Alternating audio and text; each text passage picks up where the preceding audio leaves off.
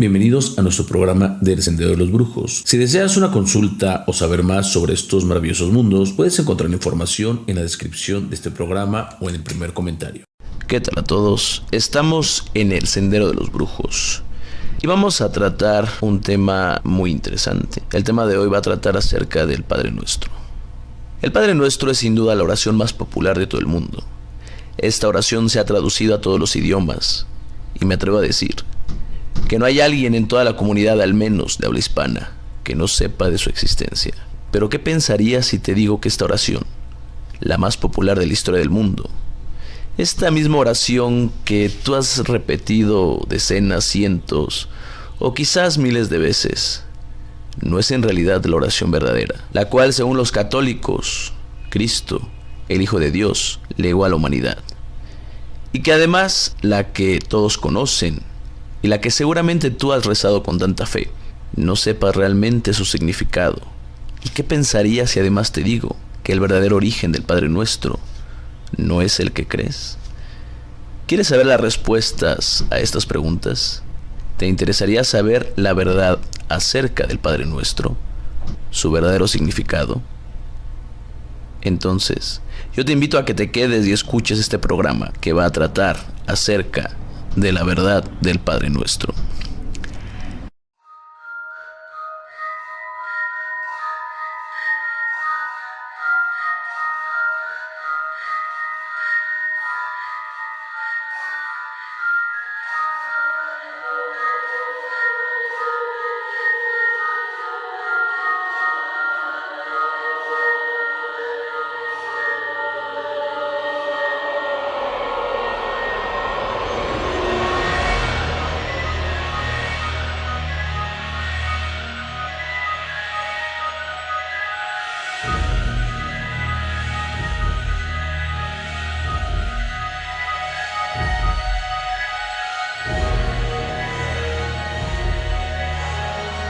El Padre Nuestro es la oración más traducida y popular del mundo. Nadie puede negar su importancia en la fe de millones de creyentes. Vamos a iniciar con el origen, de dónde viene esta oración. Para esto es necesario anticipar que el análisis va a ir en dos vías. La primera es una forma religiosa espiritual y la otra es de orden histórico. Vamos a empezar en nuestro viaje a través del tiempo, buscando el origen real, o al menos el comprobable, lo cual nos va a posicionar precisamente en la tradición judía. Esta línea nos sugiere que el Padre Nuestro tiene su origen en esta tradición. Hay que tener en cuenta un dato muy importante. En aquellas épocas, y estamos hablando de 2000 a 3000 años antes de Cristo, las diferentes culturas, para adorar a Dios, tenían que hacer grandes rituales, ofrendas y sacrificios. Las religiones consideradas paganas tenían por dioses a las manifestaciones de la naturaleza. Su contacto con la creación era de un modo directo. Adoraban al mar, al río, al fuego, a la montaña, al trueno. Muchas religiones o cultos eran politeístas, pero no todas. Contrario a lo que se cree, había muchas religiones monoteístas, las cuales, si bien tenían dioses secundarios que eran los encargados de atender las necesidades del hombre y de llevar las peticiones hasta el mismo creador del todo. Por ejemplo, la religión Yoruba en sí es una religión monoteísta.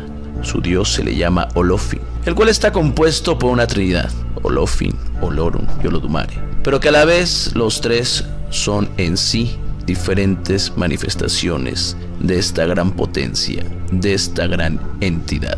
También tenemos a la religión Conga, que también es monoteísta, cuyo dios único es Ensambi.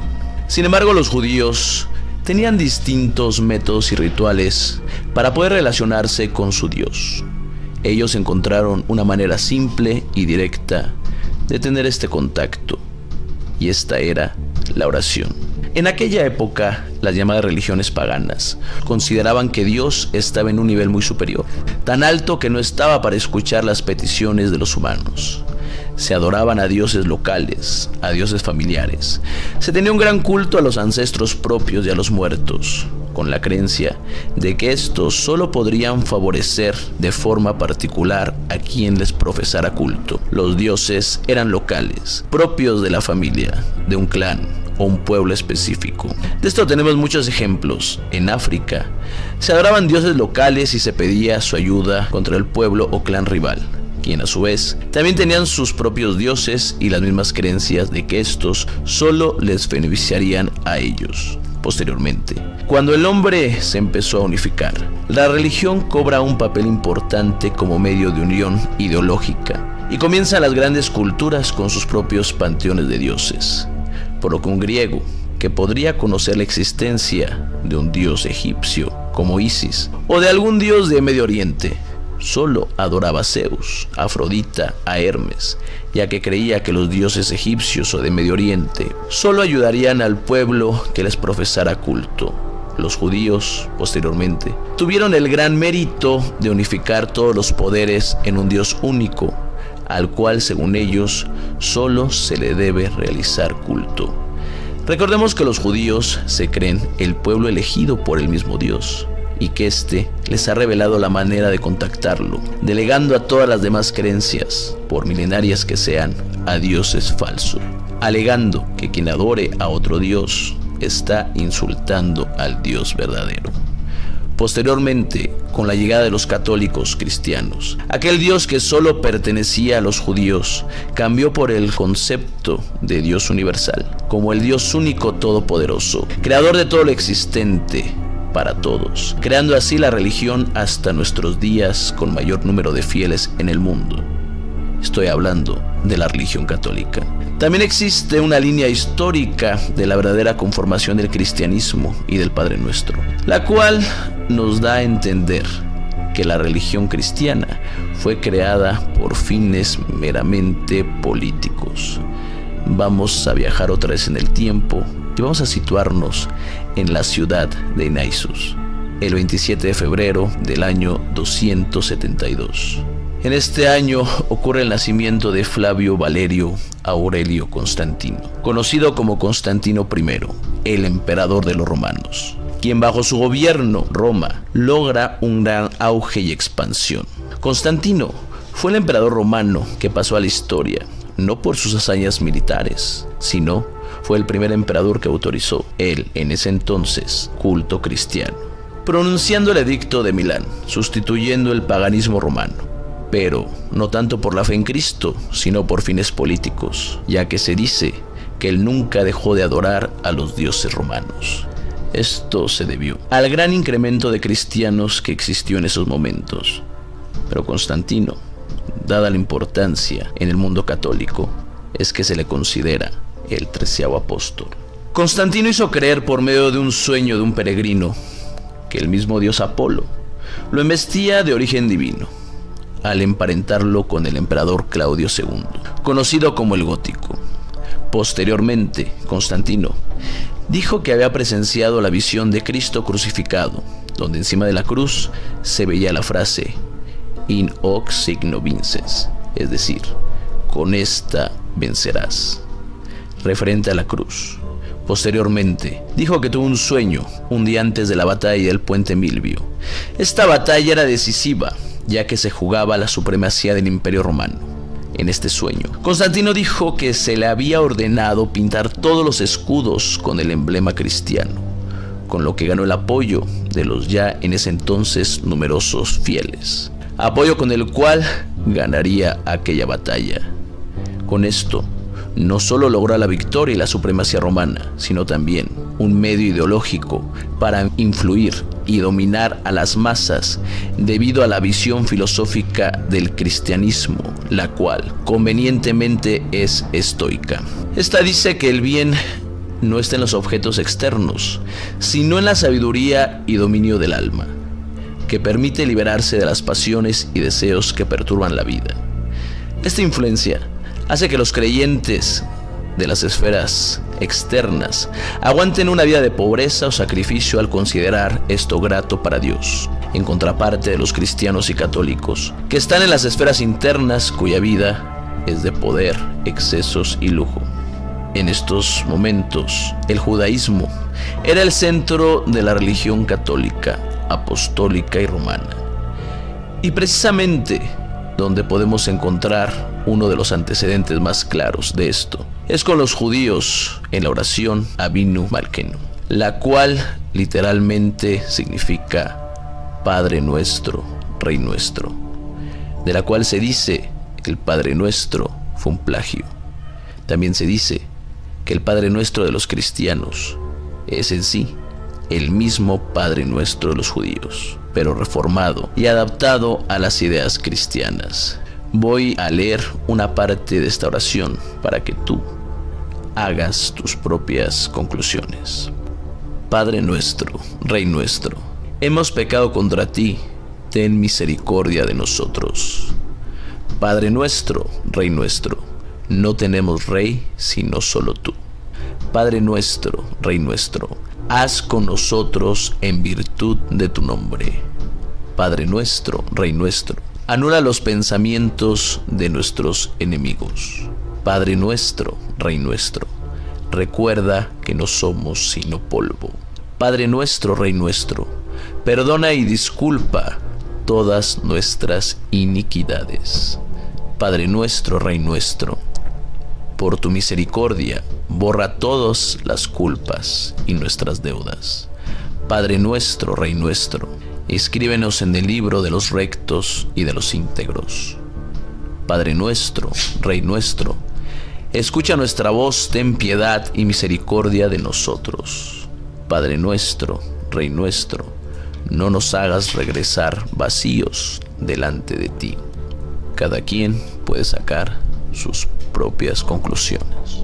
Sin embargo, cuando se da la separación de los judíos y los cristianos, se tuvo por fuerza que pensar en una personalidad para el mundo cristiano, por lo que se le dio al Padre Nuestro un nuevo giro, el cual lo llevó a considerarse la oración más importante de todas, la cual está contenida en todas las liturgias católicas, y esta oración de forma común durante la ceremonia eclesiástica es antecedida por las siguientes palabras: fieles a la recomendación del Señor y siguiendo su divina enseñanza, nos atrevemos a decir. Estas palabras le dan aún más una connotación de divina y sagrada.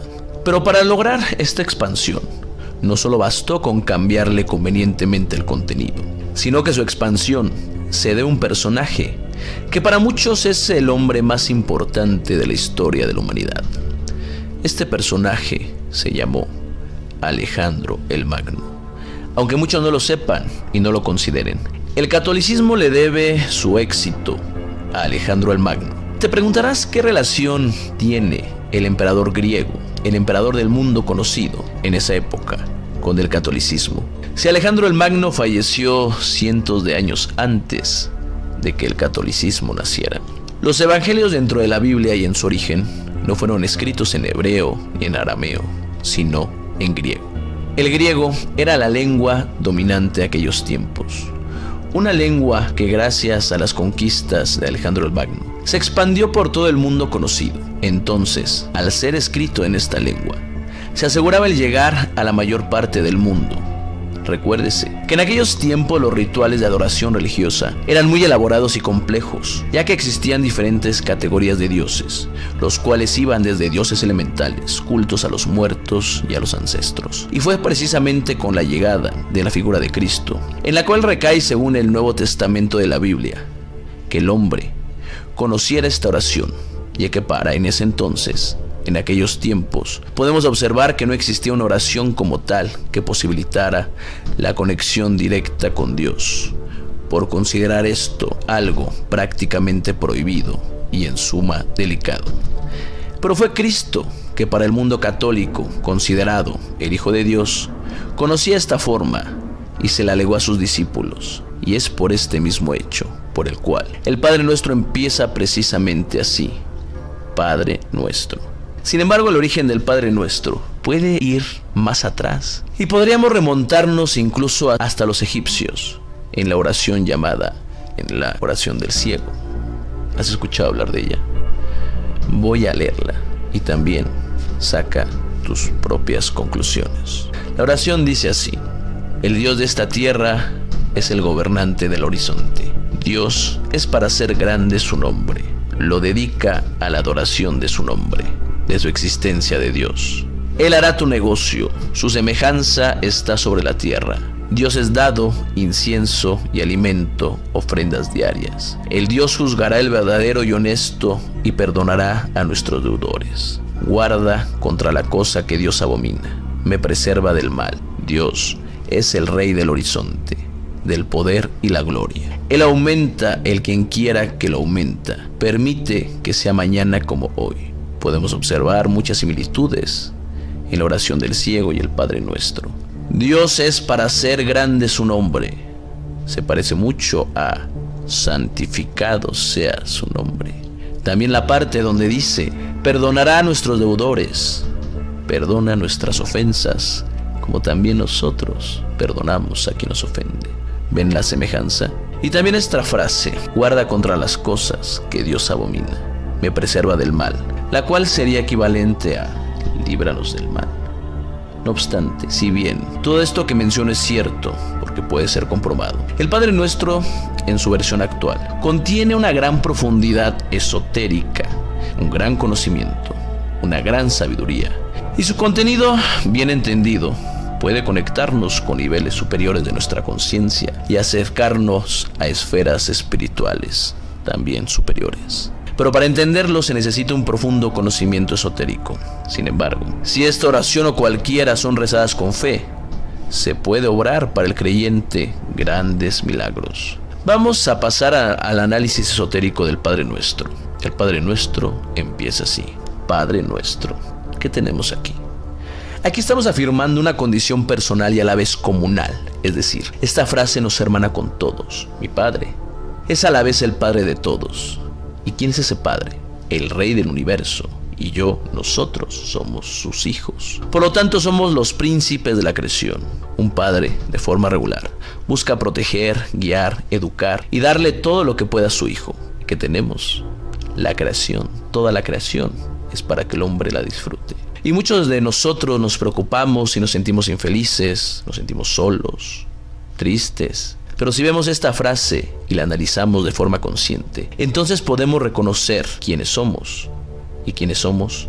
Los herederos de la creación, los herederos del universo. Tenemos toda una galaxia llena de millones de posibilidades para ser felices o ser infelices. El resultado es cuestión de elección. Continúa diciendo que estás en el cielo. El cielo no es un lugar físico. El infierno y el cielo están aquí mismo, en la tierra, en nuestro día a día. Y el cielo y el infierno son en sí niveles mentales, niveles emocionales y niveles de nuestra conciencia.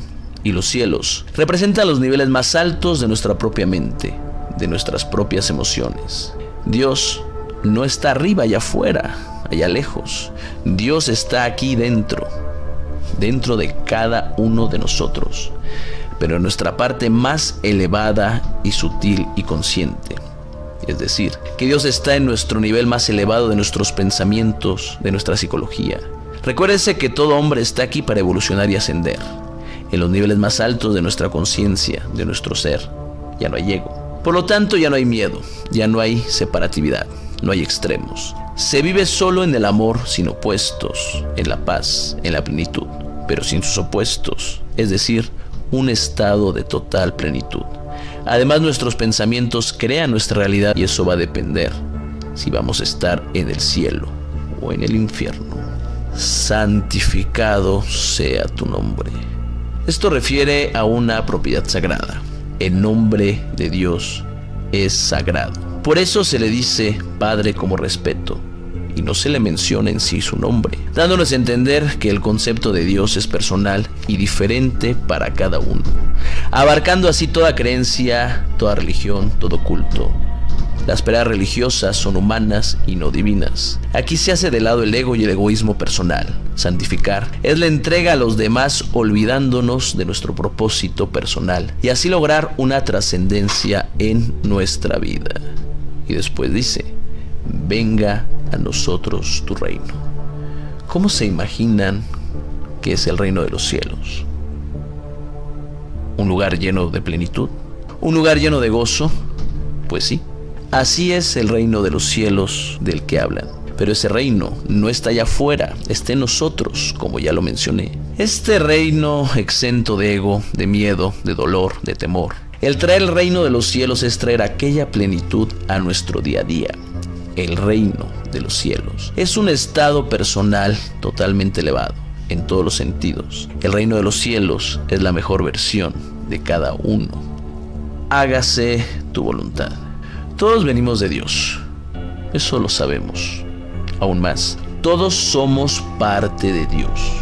Es como decir que todos somos Dios. Por lo tanto, la voluntad de Dios es la voluntad propia. Todo en el universo es exacto. Todo tiene un propósito y está regido por leyes que no son más que las distintas formas de manifestación que tiene Dios para que el universo tenga un orden. Por lo tanto, todo lo que sucede va en armonía con Dios. La voluntad de Dios es hacer lo que nosotros queramos, pero con plena conciencia. Saber que estamos evolucionando. Y además, la voluntad de Dios no es más que el amor. Por lo tanto, podemos decir, hágase su voluntad. Es tomar la libertad de nuestras decisiones con plena conciencia y bajo el precepto del amor. Es decir, el continuo proceso de evolución está de forma continua y estar en él nos acerca cada día más a cumplir nuestro destino. Después dice, en la tierra como en el cielo. Aquí estamos hablando de la totalidad. La tierra son nuestras acciones y el cielo nuestros pensamientos, nuestros sentimientos. Tenemos que actuar con coherencia y bajar aquella parte espiritual a nuestro día a día. En nuestra mente existe toda nuestra vida en potencia. Todas nuestras decisiones pasan por nuestros pensamientos. Al bajarlas del cielo, de la mente a la tierra, la acción, entonces empezamos a construir nuestra realidad, nuestra vida. Si la empatamos con la idea de hágase su voluntad, entonces tenemos que nuestra acción diaria tiene que venir de nuestros pensamientos más elevados y profundos. Danos hoy nuestro pan de cada día. El pan no solo refiere al alimento físico, al alimento material, a la comida, sino al alimento espiritual y de vida. Toda vida como principio tiende a evolucionar de forma consciente, acuñada en el amor que no es más que la continua creación manifestándose en todo y en nosotros. Todo el universo fue creado por el amor de Dios. Todo lo que existe es producto de ese amor. Pero nosotros también somos parte de este universo. Entonces, tenemos que vivir nuestro día a día bajo estos esquemas. De ahí también las experiencias de nuestra vida en sí, lo que consideramos problemas, no son más que retos. Y el no tener esto nos haría pensar que la vida sería algo sin sentido. El pan de cada día son las experiencias y los retos de nuestra vida. Y son estas mismas los alimentos de nuestro ser, las cuales nos hacen crecer.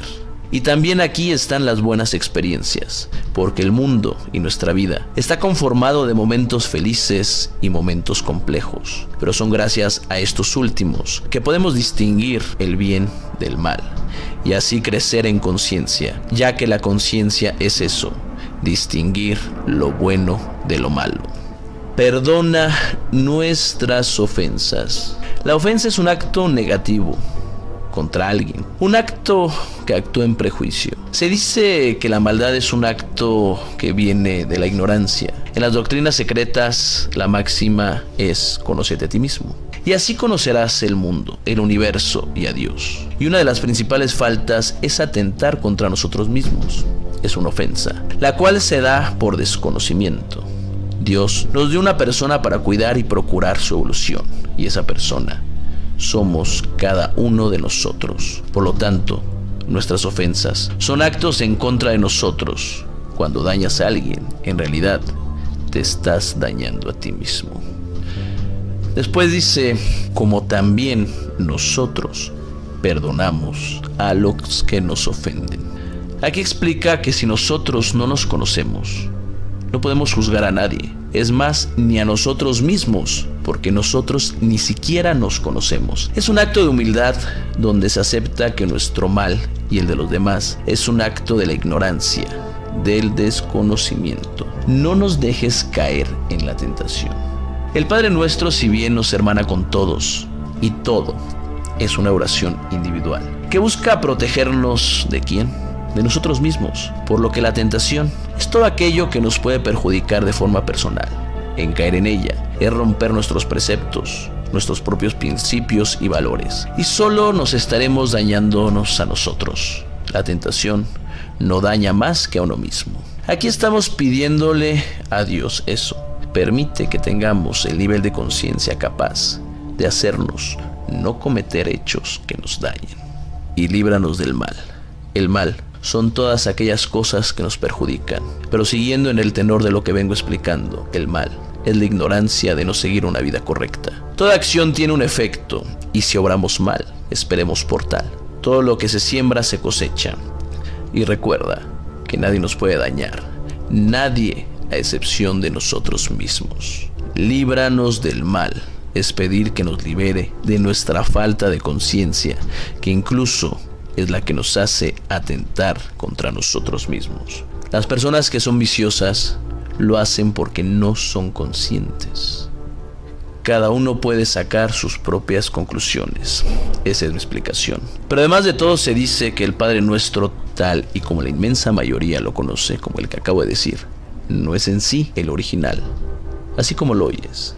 Pese al gran contenido esotérico, como lo acabo de demostrar de esta oración, la original es muy diferente y su esencia aún es más profunda. A continuación voy a decir el que se considera el verdadero Padre Nuestro, el cual está escrito en arameo, aquella lengua que según los judíos Dios regaló al hombre y que los ángeles caídos no podían entender para que el hombre se protegiera de todos los males, de todos los demonios. Voy a leer la traducción del Padre Nuestro en arameo. Y empieza de una forma muy interesante.